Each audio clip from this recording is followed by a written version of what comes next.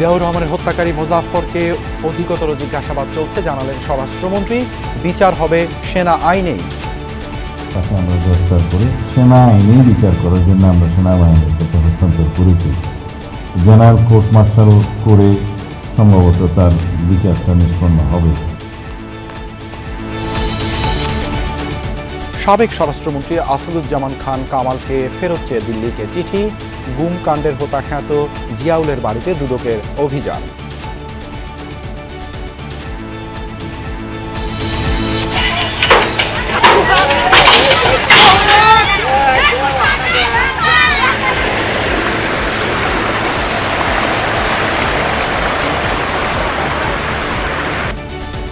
ঢলের পানিতে প্লাবিত নেত্রকোনা নিম্নাঞ্চল। শেরপুরের ঝিনাইগাতি নালিতা বাড়িতেও ভোগান্তি।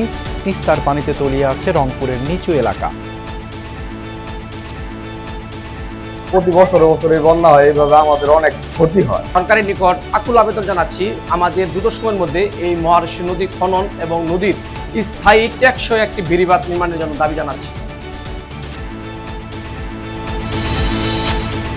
ইরানে মার্কিন হামলা অব্যাহত। রিপার ড্রোন ভূপাতিত সহ পাল্টা মিসাইল তেহরানের।